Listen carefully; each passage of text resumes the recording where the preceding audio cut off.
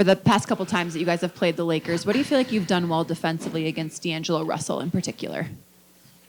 I think just trying to get into him. Obviously, if you give D'Angelo room to operate, separation, airspace, I think he's a very talented offensive player. And once he sees a couple go in, we know he starts to shoot into a very big basket. So I think KCP has done an outstanding job with that matchup because that's what he does.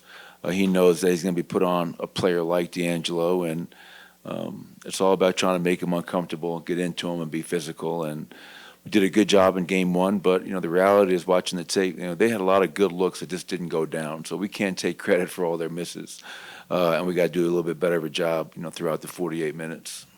Michael, as comfortable as you guys have sort of been when you fall behind by 10, 12, whatever it may be, what are you kind of looking for defensively early in the game to try and avoid a repeat of that? Is it just transition, or?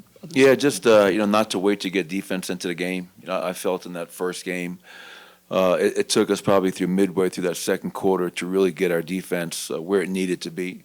As I said yesterday or after the game, but you also have to give them credit. Like they came in here game one playing with an attack mindset. And obviously, they're a good team. They're talented. They were in the Western Conference Finals last year. So, but my hope is that we can try to get our defense firing right away. Coach over here. Obviously, they run through a variety of different coverages with Rui covering Joker, with Anthony Davis covering Joker. Sometimes it's LeBron. Just when specifically Anthony Davis is covering Joker, as like he potentially may tonight, just what are you hoping to get out of whether it's pick and roll or post-up situations? Oh, what we always look for. Yeah, I mean, I was asked a question this offseason about, a player not on the Lakers and how he's a Defensive Player of the Year candidate and what do we do differently when we played them. I said nothing.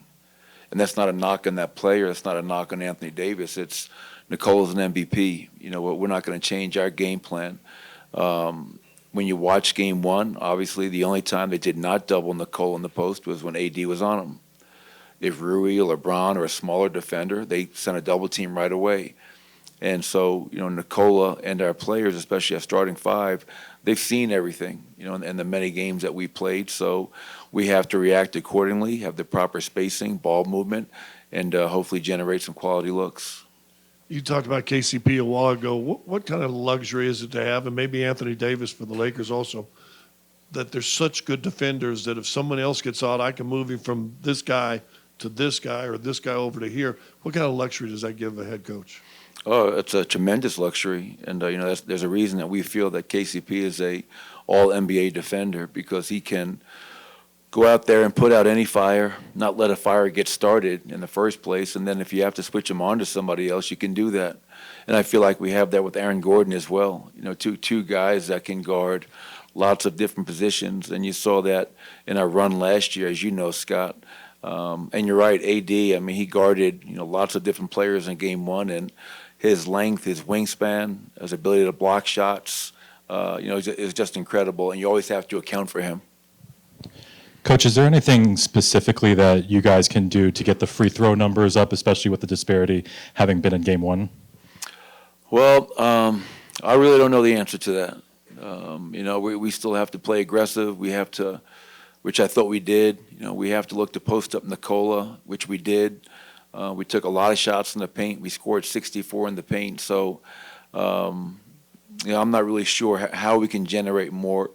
But for us, we can't get so focused on the disparity.